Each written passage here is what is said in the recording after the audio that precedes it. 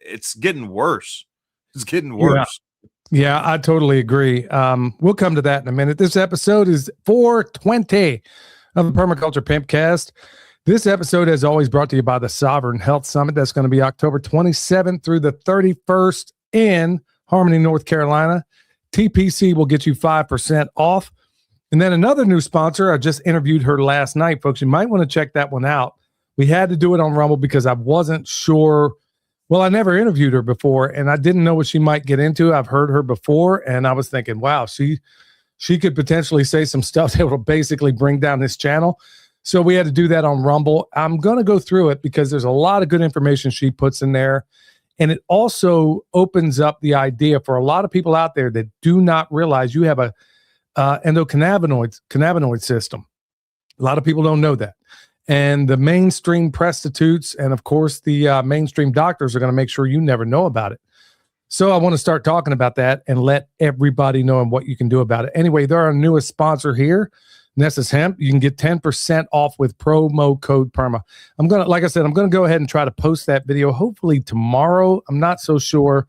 Like I said, we're going to have to go through it with a fine-tooth comb because when you talk about anything that can truly, truly, truly help somebody, well, the powers that shouldn't be, they have a way of getting back at you. Son, if you had any technical difficulties on your end, because it doesn't matter whether it's my phone, the computer, the iPad, it doesn't even matter. Ever since we got back from El Salvador, it's been nonstop problems. What about you? Yeah, same here. Like just earlier, like I'm rendering a video right now that I recorded earlier, and it's saying like my disk is full, even though I just cleared my disk. I have plenty of space, and then I go and check, and there's plenty of space on the disk, like the hard drive disk. Text from you, and actually just texts in general. Like I won't actually get a notification for the text, like with you, where you've sent me texts before in the past. Like I won't receive that text. I won't get the notification until you call me to see if I got the text. And then like, it happens at the same time. And then it'll go off. It'll ding as I'm like answering the phone, and then I'll get the text and everything. But yeah, I mean, emails. I still can't. Somebody was asking, like, are you able to see your Patreon comments? I can see the Patreon comments, but I can't see any of the DMs. Like I can see there's people DMing me, but I can't read any of the DMs. Like I'll click on it and it'll just be like a blank, as if nobody ever said anything. Yeah, so it same here. That's for sure. It's funny you mentioned that because Patreon, it's been that way for a while where all of a sudden they had me locked out and then I got back in. Now I can't even respond to people asking me questions. And like you said, with the direct messages, I get those a little bit later. So, and there was another little incident the other day where I was trying to log into Permapastures Farm Facebook account. William has that access and we couldn't even access it. So the verification code wouldn't even get like send to me, even though he was sending it to the phone. It just wouldn't even come through. I still haven't gotten it. I'll go conspiratorial on this and I'll just tell you straight. I'm not the only one experiencing this. Neither is William. There's a number of other people out there. Every time I try to post on X, it will rearrange what I said. I usually talk into the phone. Typically, I have no problem with that. And then every single time, I'm talking 100% of the time now, I say it in there. And if I don't go back and proofread it, and then I try to correct it, and it will autocorrect to the wrong thing.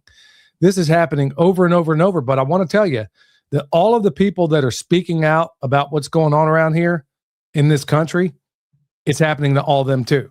Now, the ones that are completely on the, that are part of the Operation Mockingbird, it's been going on since the 1950s, ever since Dulles was running the CIA.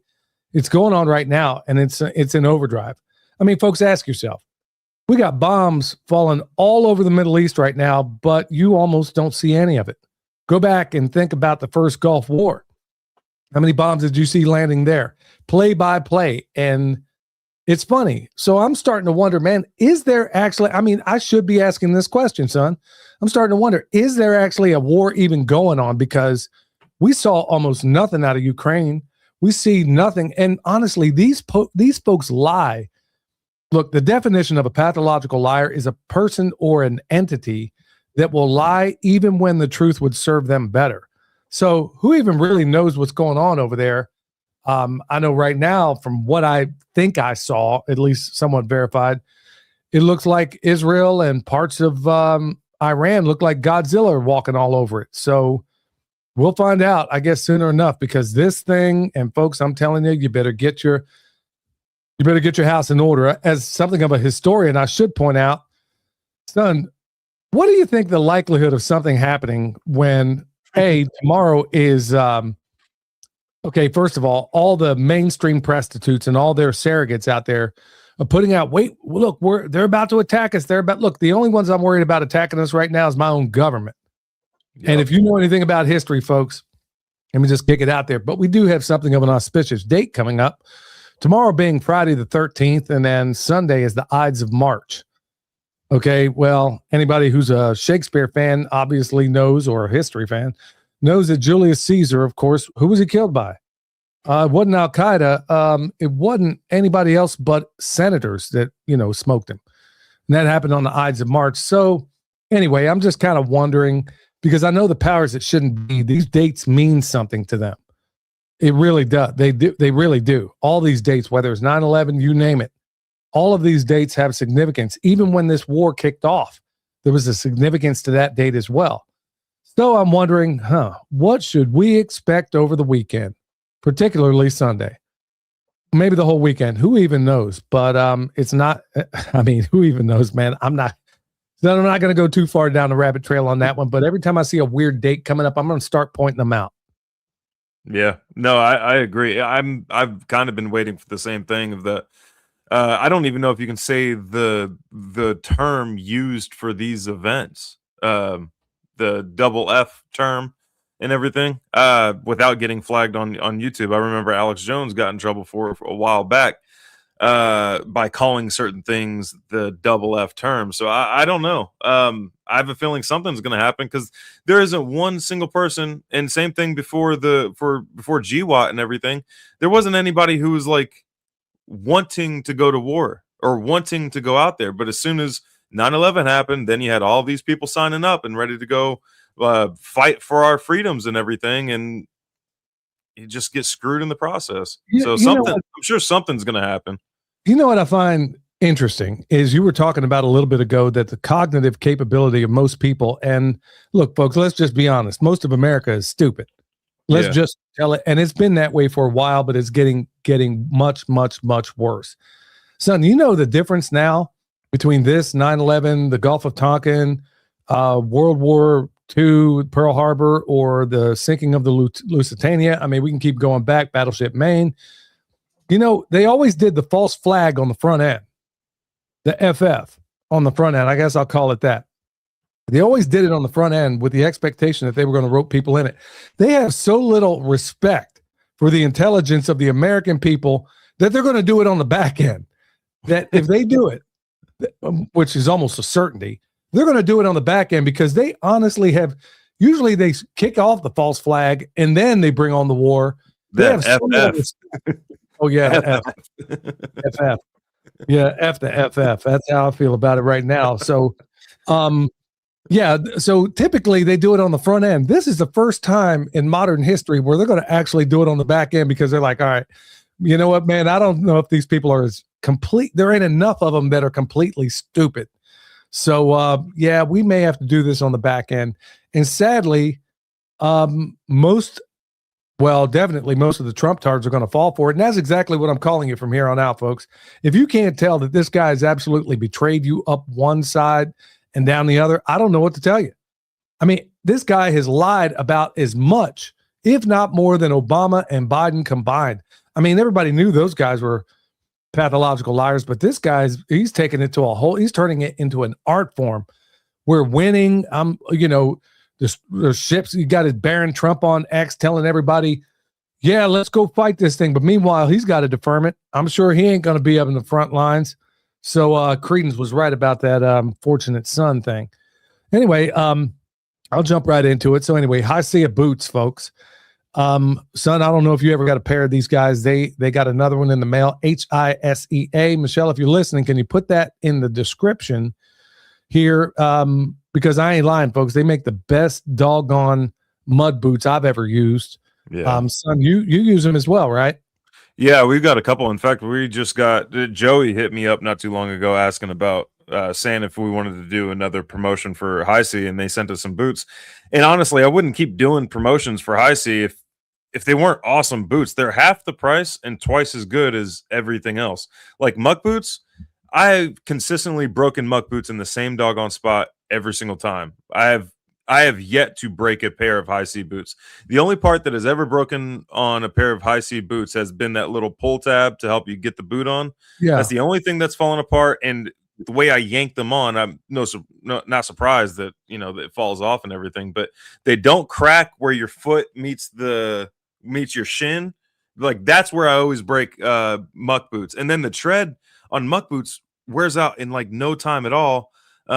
Yeah, High C is the way to go, and they have a lifetime replacement warranty. So even if it does break, even if something does happen, you're fine. You can just send it in and get a new pair. The only complaint I've ever heard from High C boots from other people was that the color faded a little bit. I don't care. They're going to be covered in mud as far as I'm concerned anyway. I don't care about the color fading. But yeah, I got a pair. Emily got a pair, which is my wife, and then the baby got another pair. Which there you go, y'all. They are selling kids boots now, which is awesome, and some apparel. They got some overalls. Dad, you gonna get some overalls? I don't know about all that. I mean, I'm burned up as it is, man. I gotta wear as little clothing as possible. But yeah, those boots. I got boots 3 years old from them, and I'm still wearing them. So I want to give a shout out to High C. And real quick, Dad, SEA.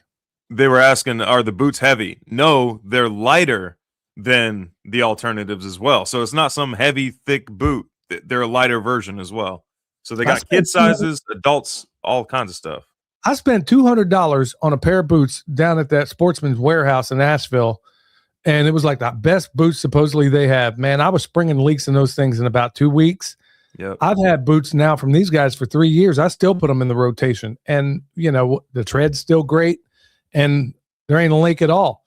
And where there was damage, which I expect in a pair of boots, a little bit of epoxy, and I was ready to rock. You put epoxy on those muck boots that I bought, man, it tears up the rest of it. I mean, it'll take up the part you didn't epoxy. So, yeah, High C boots, winner in my book, y'all. Go check them out if you need any muck boots. So other things we got going on around here, we got baby sheep jumping all over the place. And I say jumping all over the place, I mean, they literally jump all over, especially in the evening. It's just so cute to watch. We got one mom that still hasn't, she's been a good mom in the past. She hasn't had hers yet. And judging by the size of her, she may have triplets. Is it 50, 60? I ain't sure what number they are. I don't get too acquainted with them, but I know, well, I do with the ones that don't work out. So folks, let me just tell you, if the motto on this farm is get loose or get lost. If a sheep ain't a good mom, in the freezer, you're going to go. And that's the bottom line, folks. If you don't do that, and I can't stress it enough, especially in these times, you cannot have animals, especially, and I'm going to cite exactly why I'm saying this. You cannot have animals in this time that don't do what they're supposed to. So you can't baby them along. You can't give them any excuses. If the first time they're not a good mom, in the freezer, in the oven, you're going to go.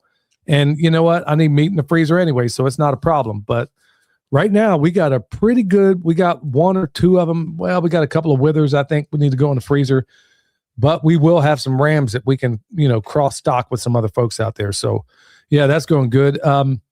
Used less hay this year than I ever have ever. And when I say less hay, folks, I'm talking, it's like next to nothing.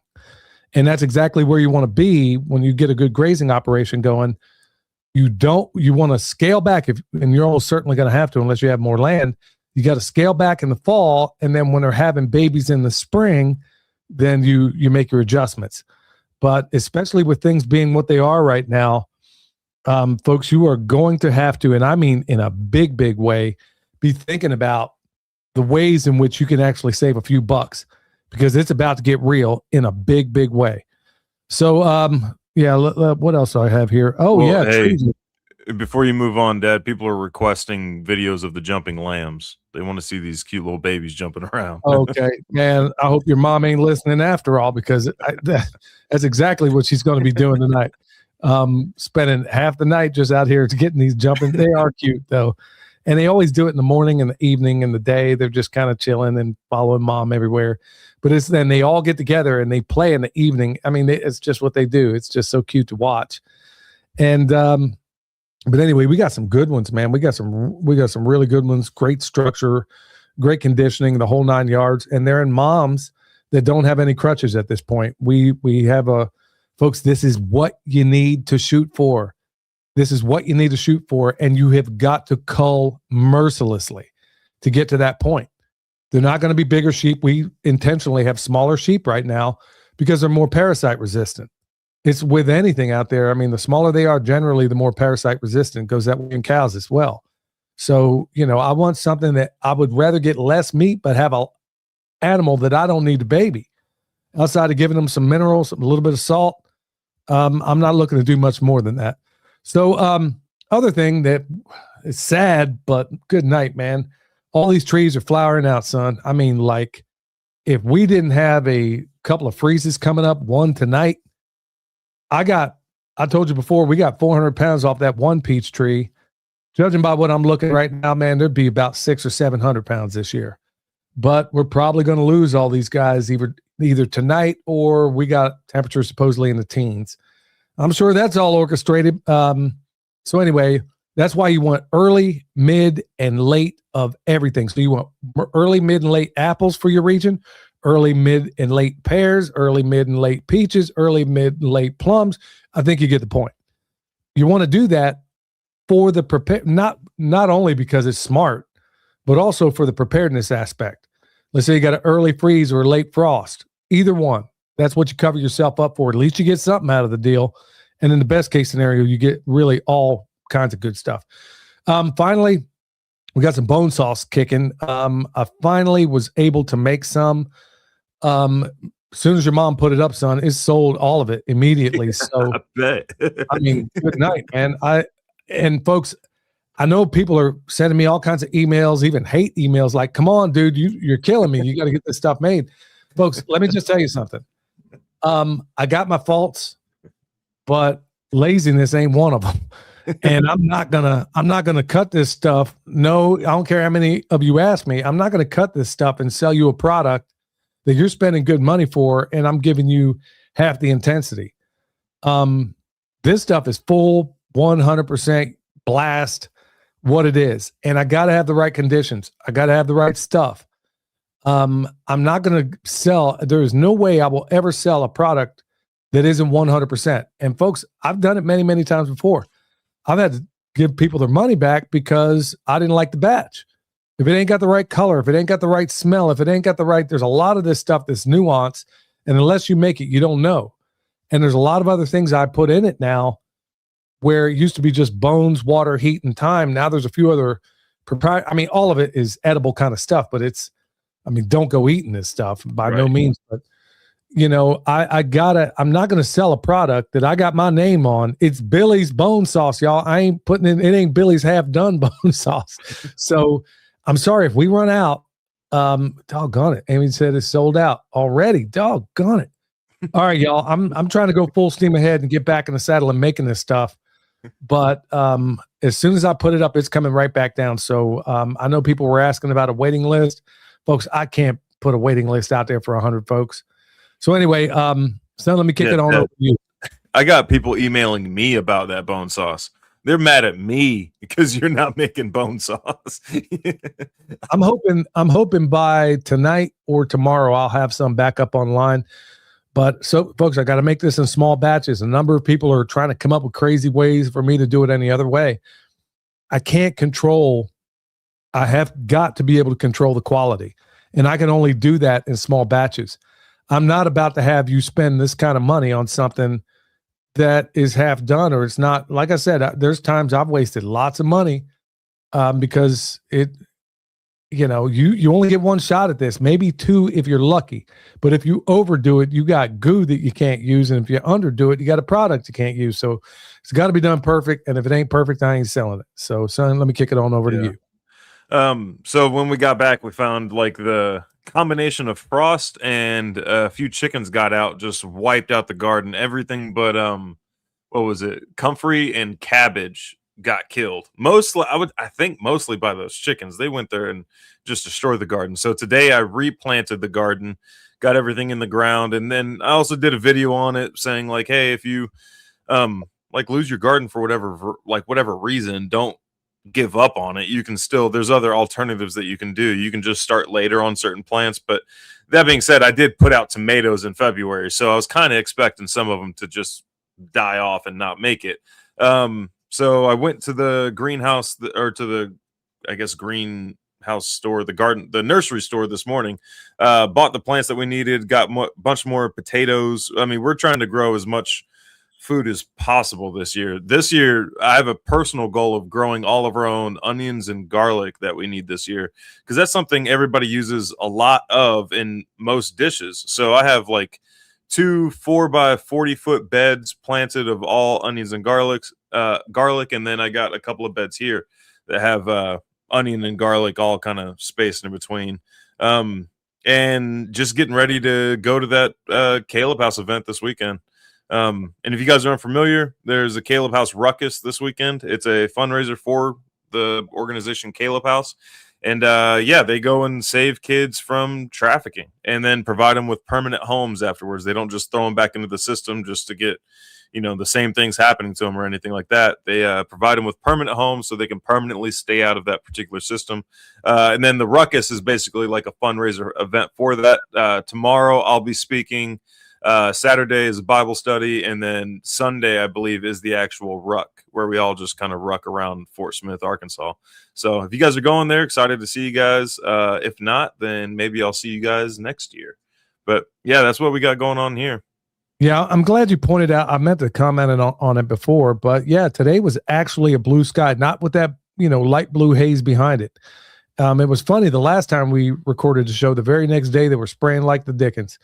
Now today, so I'm curious how many other people in the chat out there are experiencing, no chemtrails right now, because I wonder if all of our resources are being, delegated to the Middle East. I'm not sure, but I'm just curious because today was actually a blue day now it's colder anyway. Of course, it didn't stop me being outside completely naked, trying to get some of that vitamin D, but yeah, so I'm out here in 40-degree weather, man, for hours. No, not a stitch of clothes on, man. So I'll tell you what, man, this protocol makes you tough. I'll tell you that. Yeah, Dragonfly says something here. It says, I'm late. Could the glitches be a data center cyber aid? I'm glad you brought that up. I doubt it, because a lot of this stuff is happening in our software. It's happening. It's not like it's a glitch. I mean, every single time I try to post something to X, it's the same thing. So Nancy also says, I started 400 onions, 300 garlics. That's what I'm talking about. Folks, I eat a bulb and a half of garlic every single day. I mean, I roast the whole bulb, but every time I eat dinner, like I did a few moments before walking in here, I'll take, that bulb of garlic that's been roasted, and I just put it in whatever I'm eating. I'm trying to eat for performance these days. Believe me, folks. Planting the seeds says 0 trails today. So, okay. So it's like a mixed bag, but by and large, it seems like some folks are actually seeing some daylight here. You know what I find curious on the plane, you're hearing reports now that some of these airlines are actually going to shut the doors because rising fuel prices, and it's probably going to go much higher. But sure, it's funny how we still got the money to pay for these planes that drop junk over us every single day. Ain't that curious?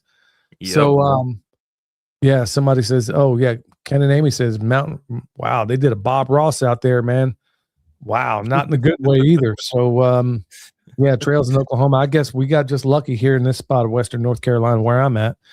So, anyway, mountain readiness, y'all. It's coming up. I keep forgetting to mention it. It's going to be William and I think are both. Are you going to be there as well, son? Yeah, I'll be teaching there as well. Yep. So one of these sheep out here, maybe 2 of them that ain't cutting the mustard out here, is about to get dealt with in mountain readiness, and me and William are going to do it. We're going to show you how to process a sheep. That's going to be 1 through 3 May, and that's going to be at Banhoy Campground. So yeah, and check out. I'll be teaching permaculture design as well. Folks, it's the best doggone festival you never heard about. Yep. I guarantee it. I mean, you got the best.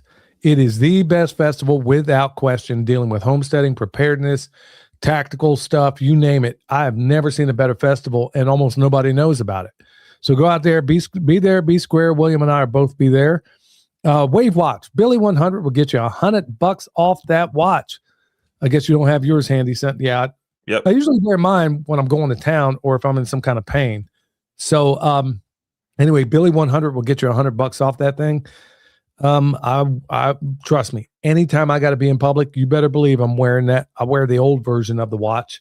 I wear it everywhere I go in public because, it keeps you from snapping.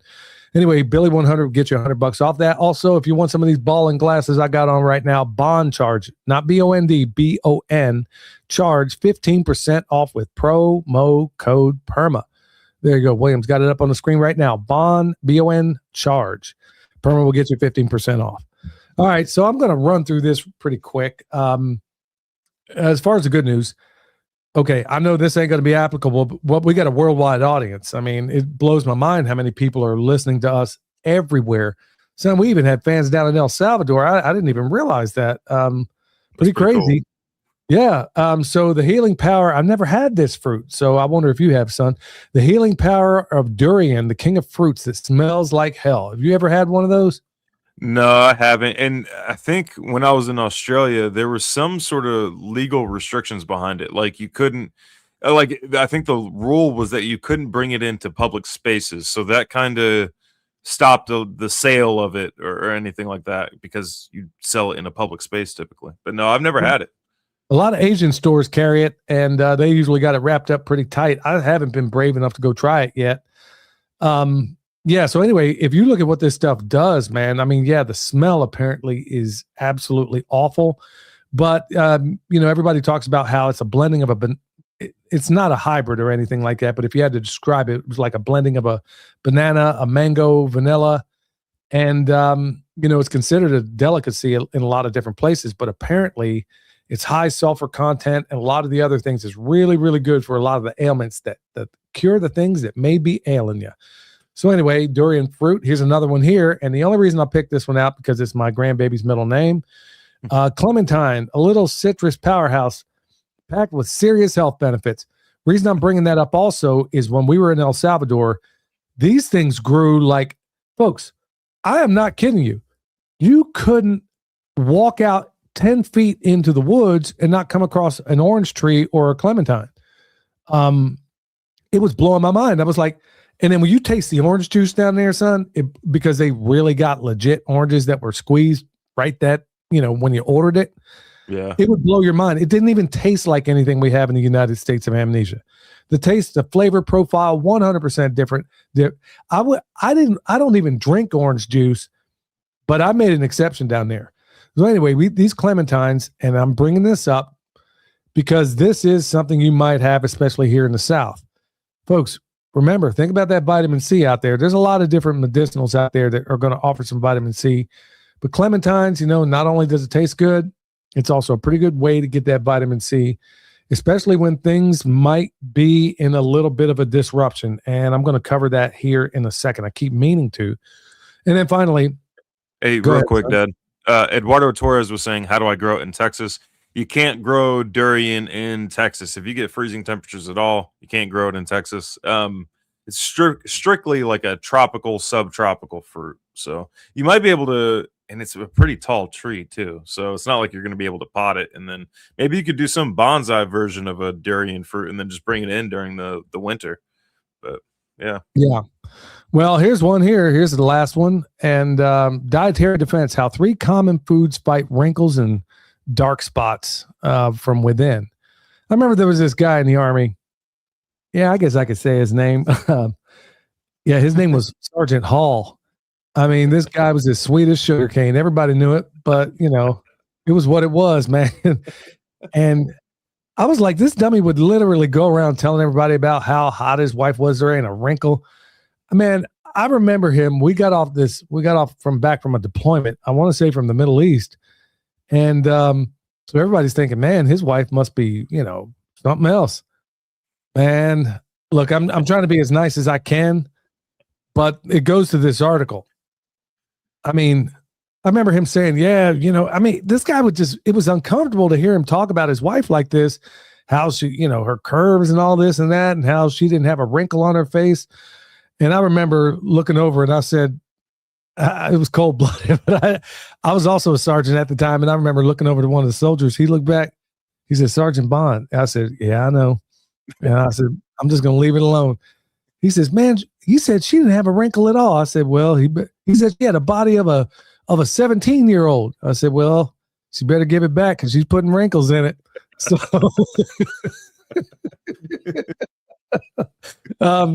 anyway, I mean, this is a woman. Anyway, your mom is down there climbing the walls right now because she knows more to this story. Your mom actually, yeah, there's more to this I got to tell you about, son. I can't tell you online, but this was comedy you can't make up. But anyway, those almonds, how did I even get on this? Anyway, the wrinkles. Yeah, almonds, salmon, and what else they got here? Well, mango. Also 3 wrinkle reducing things out there. So it is what it is. Anyway, don't have anything from Eric tonight, but soil saviors, y'all. A lot of people were asking about that. If you want to get some soil saviors, the way to go about it is going to be down below. We have it listed in the chat down below. I mean, what do you call that thing? Like the description box? Yeah. Okay. All right. So yeah, soil savers, go check them out, folks. We gave a lot of that away. So yeah, go ahead and check it out. You're going to be glad you did, especially if you don't know how to make compost, especially with the article I'm about to read right now. Check this one out. And this one's from Z Media Official. I know I quit reading bad news headlines, y'all, but I'm coming out of retirement on this one because it does kind of fit with what we're talking about here. And this is from Maria Z at Z Media. Famine alert. Way too many people are not taking this seriously enough. Now, what is she talking about? There's this video that's kind of going viral of this Iowa farmer talking about that. Now, keep in mind, most of your commodities, folks, they don't have to be this way, but they are. You have got to have mountains and mountains of fertilizer to make that happen. Well, with 30% of the fertilizer coming through the Strait of Hormuz, and the conflict's been going on for 12 days, the fertilizer costs have jumped up 77%. Folks, when this thing happened, I literally saw it with my own 2 eyes at a local farm store. I saw it with my own 2 eyes, what was happening at that farm store where mild-mannered farmers came in there cussing like the blazes because they couldn't believe they had to pay so much for nitrogen-based fertilizer because through the Haber-Bosch process or, making fuel, let's say, one of the things they make the nitrogen-based fertilizer is, the byproduct of that process. Well, there's a whole lot. Sulfuric acid. You want to know how many? You don't have tires, folks, if you don't have sulfuric acid. There's a whole lot of products out there you don't have if you don't have sulfuric acid. That ain't moving through the Gulf right now. In fact, I think Iran played the FAFO, and somebody decided they're going to run the strip down through there, and they set them up like a Roman candle. So this thing is definitely getting real, but we're talking 77% increase for folks that are already struggling. Farmers live hand to mouth if anybody ever did. And here we are. We're talking about 12 days in. And judging by what I've seen, I mean, Trump he's over here, he's gone 3 times to the Iranians saying, hey, let's talk turkey. They're like, nah, you killed our religious leader here. It ain't over till we say it's over. And then they came out today, I think, with a list of demands. From my perspective, from my libertarian perspective, all of them seem reasonable to me. Yeah. But you better believe the powers that shouldn't be are not going to go for this. So, and then you got Trump saying, well, it doesn't matter if oil goes up. We make money on that. Who's the we? Ain't nobody in this chat, nobody I know of, that's the Rockefellers. You splitting that money with us? I mean, I'm like, are you really this disconnected that you would make a statement like that? We make money. No, your very wealthy friends make money, but the rest of us are, folks were having a hard enough hacking it out of the wilderness. And now we got this going on. Anyway, son, you have anything to say regarding that fertilizer stuff? Yeah, I mean, it's a whole, for your own personal gardens, your own personal farms and everything like that, all of that is just not needed. I mean, 1 cubic yard of compost could knock out most people's farms. Most of the consultations I've ever done on properties, the only thing they really need is 1 cubic yard to inoculate everything, and it's a permanent fix as long as you don't do anything to screw it up. Like, I mean, you're not going to overdo it. You're never going to burn plants by applying too much biology. But as long as you don't create any compaction or anaerobic conditions, and as long as you understand what those two statements mean, you're not going to screw it up. Compaction, don't keep tilling. Don't keep running over the same spot where you're trying to grow food. Anaerobic conditions, don't spray biocides. Don't apply that same fertilizer that's now jumped up 70%. And keep the ground covered. That's the 3 basic rules. 2 rules, really 3 if you want to elaborate the compaction and the anaerobic conditions. But yeah, 2 rules to follow. Just do those 2 rules, make some compost, and then you're going to be good to go. So hopefully during this whole process, like I just did a consultation, I think it was Tuesday, and the gentleman there was saying that, this looks like a huge opportunity for you. Like with fertilizer going up, it seems like you're going to be up in business right now.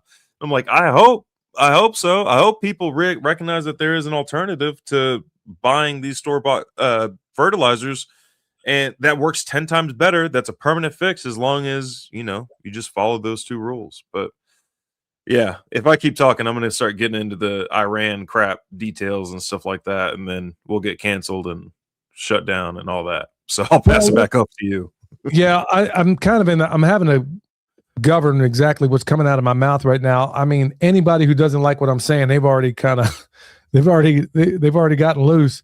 So, at the end of the day, what I'm trying to get at, the reason I read that whole story is, folks, this thing is light years worse than anybody's telling you right now.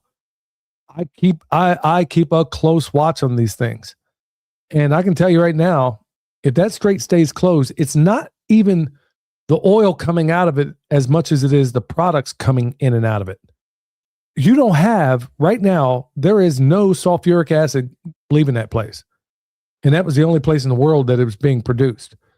I've worked in my career as an electrician. I probably worked in 4 different tire plants in Topeka, Lawton, Oklahoma, you name it, man. I don't know, Texarkana. Man, I've worked in a lot of different tire plants. I don't know why that is, but I did over the course of my career. And it's not a good place to work. I can tell you that. And there's a lot of people that usually don't make it to retirement in places like that. But anyway, if you don't have sulfuric acid, y'all, you're not vulcanizing the rubber. You're not doing a whole lot of other products or things that we take for granted right here. And that's just one thing. And as I said before, quoting Max Egan, we are all truckatarians, meaning whatever you buy, it came on a truck. And what do you put in that truck? You put fuel in there. And if that fuel goes up, there's no way they're going to eat the cost. Not everybody's like us, where the bone sauce has not gone up 1 cent. In fact, we lowered the shipping. We eat part of the shipping costs. The last time this crap went on, we can't do that anymore, but we haven't gone up 1 bit. We eat that, but everybody else can't afford to do that. And it's going to cost you money. That's why this last program and this one here, believe me, I could dismantle everything that the powers that shouldn't be are saying about what's supposedly happening over there by people that are in the know.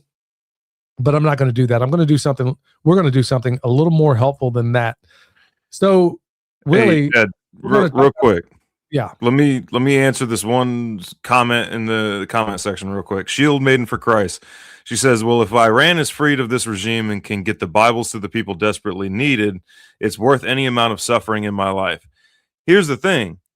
They already have the Bibles. We've been completely lied about everything in regards to Iran. And I remember when I was at Jeff Lawton's, they have this, basically there's this grandmother there, not either one of their grandmothers. She was just kind of the farm grandmother who was from Jordan, who had been to all these Middle Eastern countries, but also including Iran. Jeff Lawton designed in Iran. Check this out. There's over 100 synagogues in Tehran, and it's in their Bill of Rights that if any, no matter what your religion is, if any of these structures were to get destroyed from an attack from the United States, for example, it's in their Bill of Rights that the government will rebuild it for them. They have it's not just a Muslim country like they'll lead you to believe. There's Christians there, there's Jews there, there's Muslims there, there's Buddhists there, there's all kinds of different people there, and they all live without conflict. The only conflict are the manufactured conflicts that our government sets up in order to control the population. Same thing in Jordan. There's Jews living right next to Muslims, living right next to Christians. It's like that. They have the Bibles. They have is more, I would say, more religious freedoms than some of our allied countries. That's for sure. I'm glad you pointed that out, son. And not to pick on you, Shield Maiden of Christ. I know that comes probably from a good place because of what you've been taught. But I mean, Jeff Lawton just put out a video where he spent a considerable amount of time over there. In fact, if you talk to not the Americanized Iranians or the ones that are spewing the propaganda they want, I mean, everybody's saying everybody's shut up in a burqa. I mean, people like Max Egan have been over there, got video of these women. They're dyeing their hair. You would never know that it wasn't New York City. You would never know. Everything, look, folks, everything they tell you, and I mean everything, if it's coming from the government, if it's coming from the media, especially Fox News and MSNBC and all those others, it is a manufactured lie. Everything we've been told about Iran, I mean, we got to start learning, folks. Remember everything they told us about Iraq? Lie. Everything they told us about Japan back in the day? Lie. How about going all the way back to World War I? If you doubt me, go look it up. You'll get a history lesson, folks. Go Google, or I'm sorry, Google is not a verb. Go search babies on bayonets and see what you find. You're going to find out that was a propagation campaign to say that the German soldiers during World War I were skewering babies, nailing up Catholic priests on the church doors. These lies were so far over that, and that was World War I. And then it only got worse consecutively down the line. And here we are right now. Everybody's telling us Iran is this, Iran is that.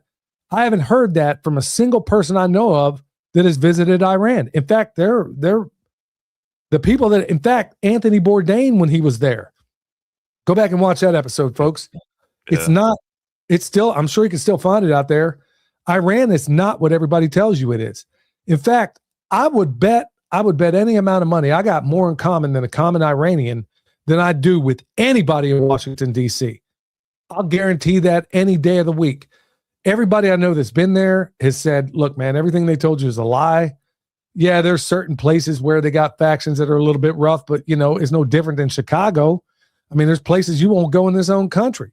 So, I mean, to all the people out there that are believing, and just like myself, have been taught to believe a bunch of this stuff about Iran, folks, I don't believe anything that comes from pathological liars. And if it comes from our government or this media, I mean, folks, you're really going to try to tell me there's under 10 soldiers murdered right now, 10 of our soldiers killed?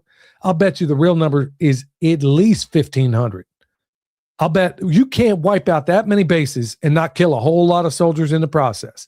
They haven't told you about it. They're probably going to wait on the next false flag to kick off. But I'm glad you pointed that out. But look, folks, just if nothing else, question everything being told to you by known liars, and a lot of them are in these pulpits.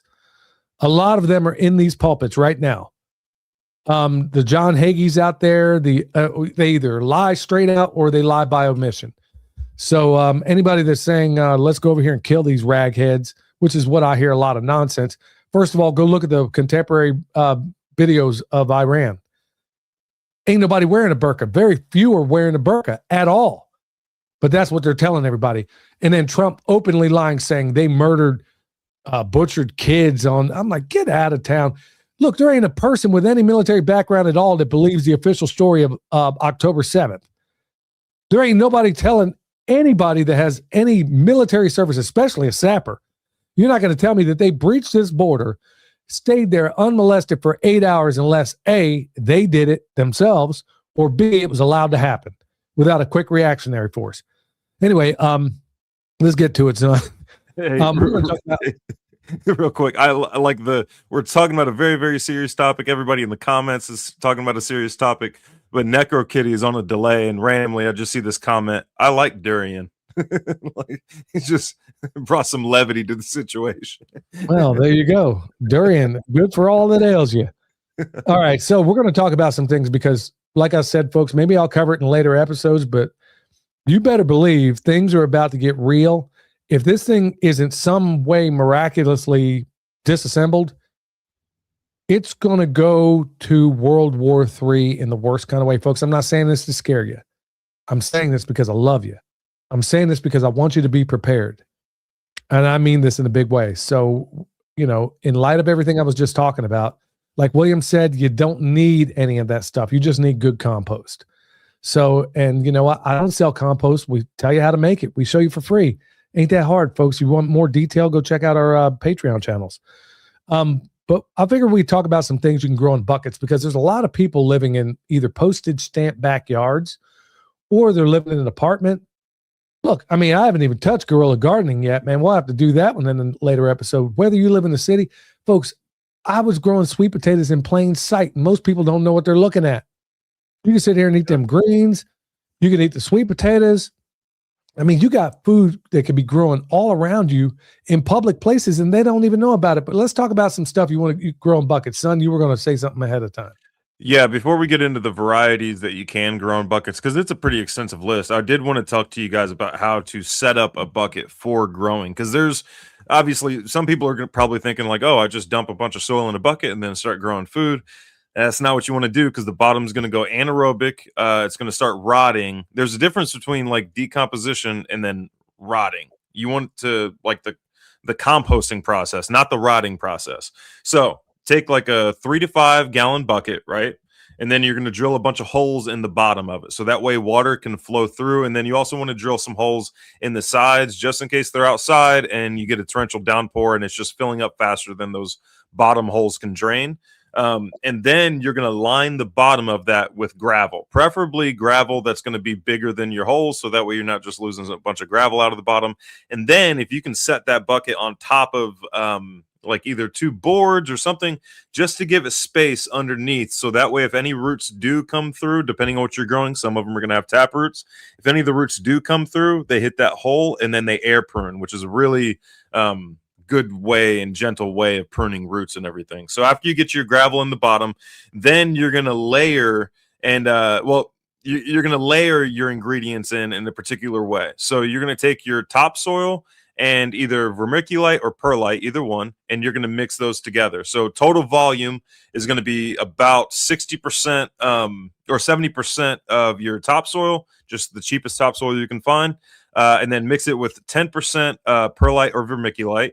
And then you get that in your bucket. And then the remaining 20%, you're going to top the bucket with compost, homemade, preferably homemade compost. And then as you water the bucket, it's all going to inoculate everything down below. But that top 20% is going to be what your plants are going to interact with at first with most of the plants that you're going to plant. And then after you put your compost on, do a layer of mulch because buckets are going to dry out, was it like 3 times faster than the soil will.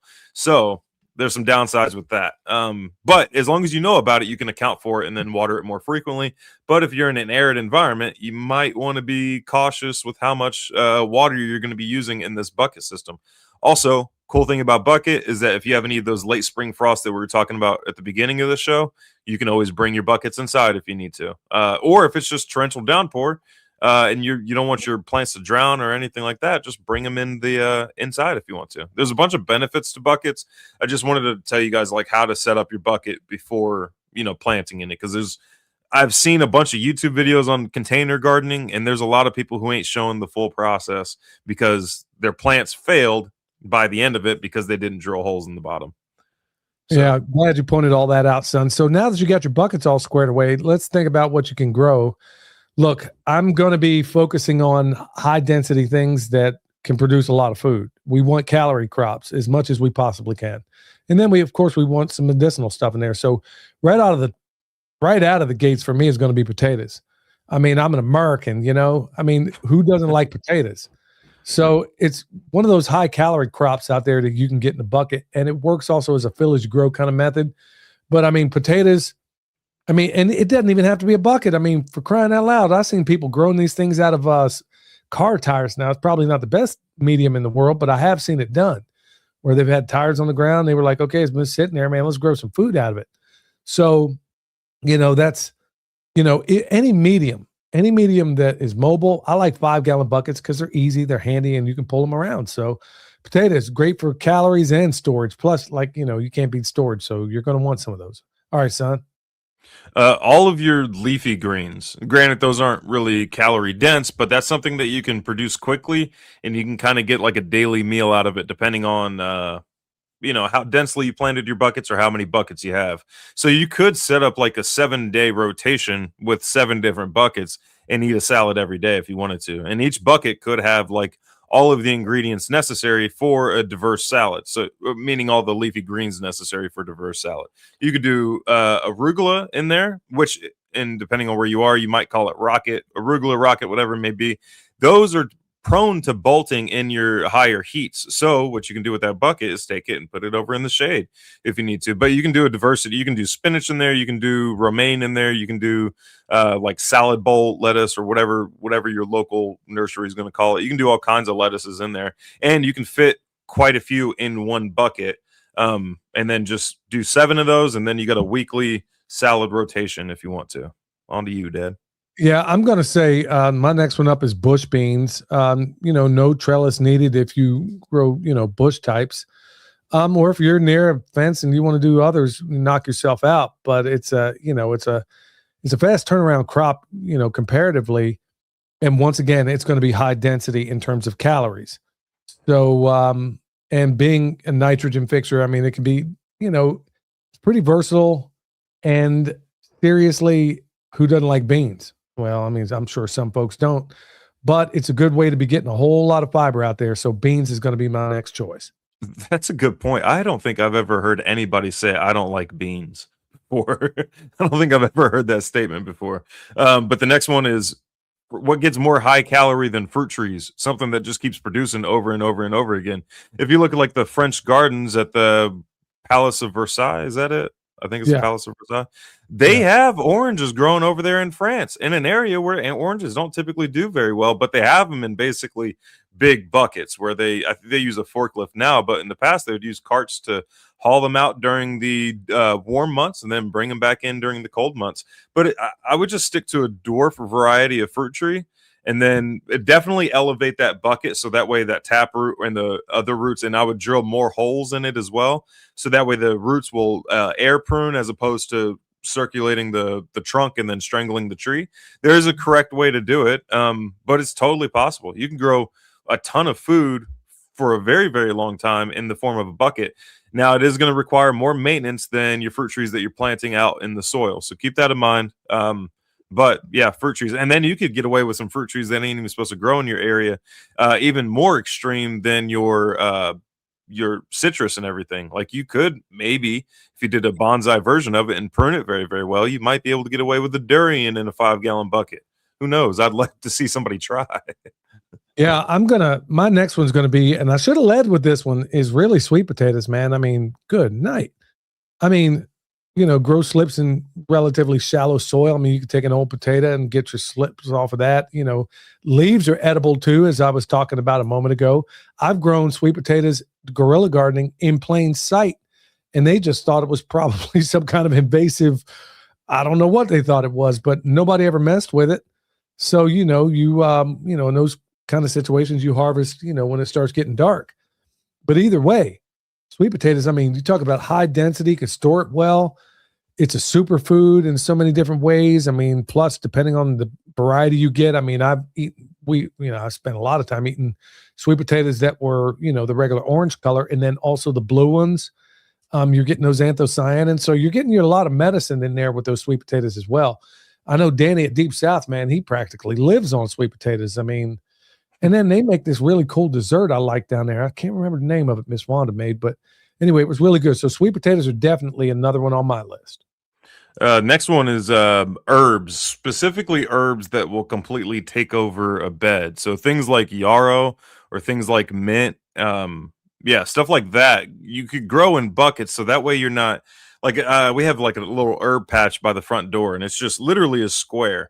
And if it wasn't as shaded as it is, then the mint that's planted in there, if it wasn't for the shade, and then June, my daughter, constantly snacking away at it, it would completely take over that patch. So one thing you can do to combat that is just put it in buckets, grow it in buckets, and it'll be contained in those buckets, especially if you keep it elevated. If you keep it on the ground with those holes in the bottom, there's a chance that the roots eventually make their way down through those holes into the soil, and then now you got mint growing around your buckets in the actual soil. But careful, because yarrow and mint will completely take over a bed. So those are things that I would just recommend planting in containers, if not just a bucket. My next one's going to be tomatoes, and I'm talking about the cherry variety or even the determinate. Why? Because everything I put out there, there's always a preparedness component into it. Well, why tomatoes of all things? Well, because I can a whole lot of tomato sauce every single year. It can be used in so many different things, whether you want to make a pizza, you got it. You want to make spaghetti, you got it. You want to make lasagna, you got it. You want to make chili, you got it. I mean, there's so many different variations that you can go with it. Plus, tomatoes, being that they're not going to dig any cold weather snaps, okay, if they're in a bucket, like William said a moment ago, you can move them to a place that's a little more hospitable. But I like tomatoes, not only just because they're tomatoes, I mean, but I really love them because of the versatility and what it's going to give me in terms of other meals that I can make with it. So just one jar, I mean, my tomato sauce, y'all, I'll put it up against anybody. I use real ingredients in it, all stuff. I mean, if you're growing tomatoes in, you probably got peppers. Well, they go together in sauce. Then you're going to need some onions. Probably got some of those. So the only thing I put in that sauce that we don't grow is the wine. So, and you can't even get the flavor out of the tomatoes. There's a chemical reaction that happens. So, I mean, I don't mean to go sideways here, but that's the only thing that I don't grow is the wine that goes inside that sauce. But you got to have some kind of alcohol to bring out the flavor. Can't be done any other way. So, yeah, tomatoes is going to be my next one. Real quick, Danlo Music says, thanks for the warning. I'm going to start yarrow soon. Was going to use it in a tree guild, so probably not now. Now, in that application, yarrow would be perfectly fine in a tree guild and would act as like a perfect mulch, like a living mulch around the base of your tree. So you're not going to have any issues in that, application. But if you were putting it in like a raised bed and you were wanting to grow other stuff with that, more annuals, like more like tender plants that are annuals and kind of delicate, then that's where the issue would be. But yarrow as a mulch layer for your fruit trees, I can't think of a better application for yarrow. But the next thing that I was gonna do was garlic, and carrots. Carrots. So a lot of people have issues. I mean, garlic is an obvious one there, but a lot of people have issues with carrots because of the germination rates, getting them to germinate fully and then, stay like wet enough long enough in order to germinate. So most buckets have lids. Most buckets come with lids. What you could do is drill a couple holes on the side just so there is some ventilation and everything. But you could fill up your bucket, get that squared away, sow your carrot seeds, water it heavily, and then put your lid on. So that way you still have the warm enough temperatures for it to germinate, but you're losing a lot less moisture due to evaporation because that lid is on. And then once your carrots start growing, then you're good to go. And then with the benefit of the bucket, with having that 5 gallons of very, very loose soil, your carrots are going to grow straight, and you'll get long, straight, thick carrots by growing them in a bucket, especially if you did the soil mixture that I was talking about at the beginning of this section. But yeah, I want to try carrots in a bucket now. Yeah, there's, my last one here is, man, I had it. I think I'm going to answer a couple of questions that people had in the chat here, but it's either peppers or cucumbers, probably depending on where you live. Peppers are obviously going to favor the heat.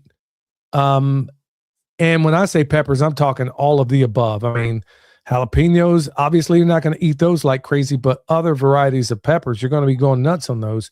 Plus they go well with the tomatoes. But on the other hand, I'm also thinking cucumbers, because those plants are like squash, man. They're so freaking prolific that if you just have a simple trellis or something they can trellis on, super high productivity in a small space. Not the calorie density that I would prefer, but you can pickle them. You could also do the same thing with the peppers. I mean, we do that. I was kind of thinking, man, I guess it would depend on my location and time of year as to whether I picked peppers or cucumbers. I mean, peppers are tougher to get. We did a lot of cayennes, and I eat them all year long. I ended up making a powder out of them, freeze drying them, and then making a powder out of it, and I use it every day in my broth. But yeah, peppers and cucumbers, and I want both of them for the same reasons, but depending on where you live, the peppers may not grow as great. So, son, you're fine on one.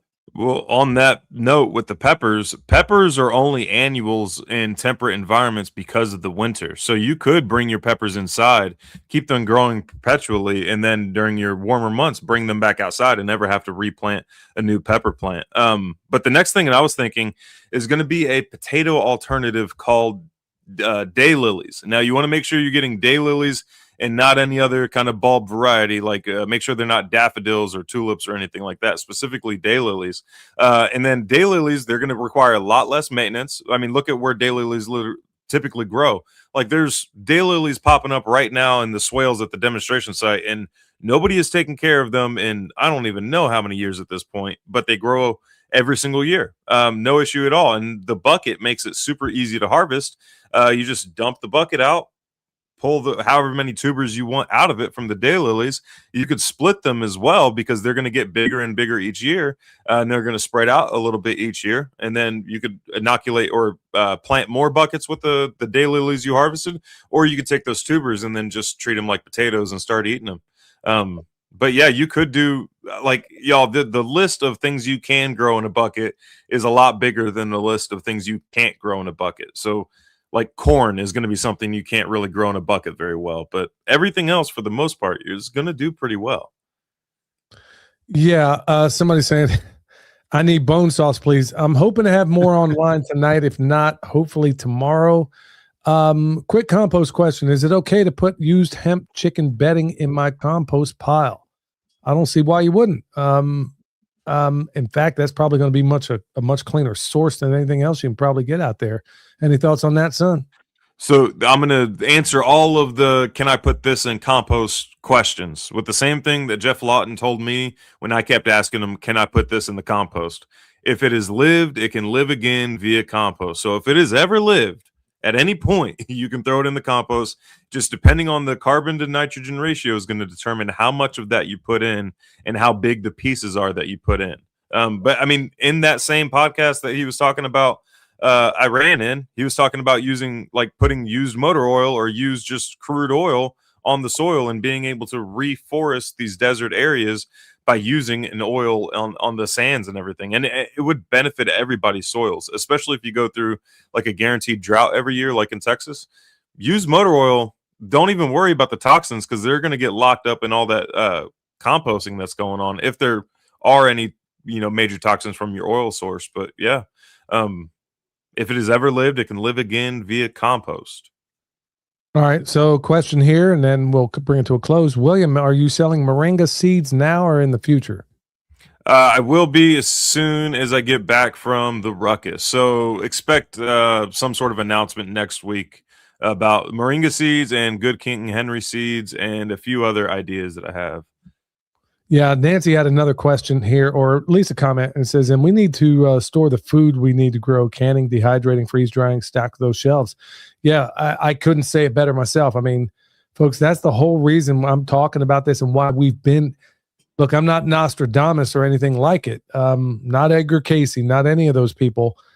I am a historian, and I can tell you that we are at the end of a fourth turning. We're at a fourth turning right now. And folks, the good guys don't always win then. And typically there's a lot of, I mean, you think of, for example, World War II, fourth turning. Here we are 80 years later, fourth turning. 80 years prior to World War II, what do we have? The Civil War. 80 years before that, the American Revolution. I mean, you get the point. And times are getting real. I'm not trying to make you afraid, folks. This is about empowerment. This is why we talk about this stuff, and we don't do the beat around the bush and the mealy mouth stuff. Well, you might do. No, the wheels are coming off this thing, and as long as that Strait of Hormuz is shut down, your prices are about, and all of us, nobody I know is not suffering. I don't know anybody that's not having a hard time, and it's about to get much harder. So what do you think that means? Look, we're talking about growing food in buckets. Maybe you can't grow all of your food in buckets. Maybe you can do a little bit of guerrilla gardening here. Maybe you know a person that has land they're doing nothing with. Or you could be like me, you're guerrilla gardening a place in Asheville, and the guy finds out what you're doing and offers you another, the acre you're working on to grow food, and then another 10 elsewhere across town or whatever it was he had. I mean, there are ways out there to acquire land, or like Joel Salatin often said, they're growing weed in national parks. Nobody ever thought about growing tomatoes? I mean, for crying out loud. Folks, there is land out there. I mean, you may not. I've even thought about doing like a clandestine chicken tractor where I make it look like a transformer on the side of the road, but it's actually got chickens inside of it, and then move it every day alongside the road. And I bet you nobody would even notice. I bet nobody would even notice that I got chickens out there in that transformer or in that fake transformer. So that's something I wouldn't mind doing in the future. I think that'd be a hoot. But anything else to add, son? There's still time to prepare, but you got to do it now. Like, you got to start now. But based on some of the questions I get in the emails and stuff like that, like, no, we're still functioning right now. So there is still time to prepare. You just got to get active about it right now. Yeah, fill up your vehicles, have your gas cans ready. Be ready for a false FF, as William called it. I mean, I guess they already got us by now. But anyway, do all those things. But seriously, obviously, you're not going to grow all this food tonight. Well, get some storable stuff. We've talked about it before, folks. Beans are cheap. I mean, I don't try not to make it a habit of shopping at Sam's Club or, well, Costco is better.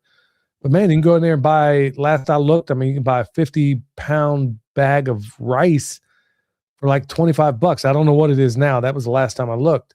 And that was up from the 17. I mean, good night. The inflation on that has been something, really. It was 17, then it jumped to 25. I don't know what it is right now, but I guarantee it's still a bargain. You can get a whole bunch of beans out there, get Mylar bags, put them in 5-gallon buckets.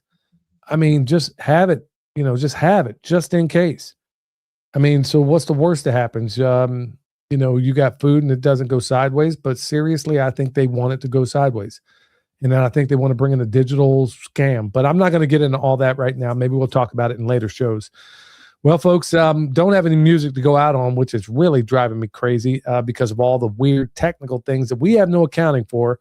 So until next time, son, stay alert. Stay alive. All right, y'all. We'll see you. Thank you so much for checking us out.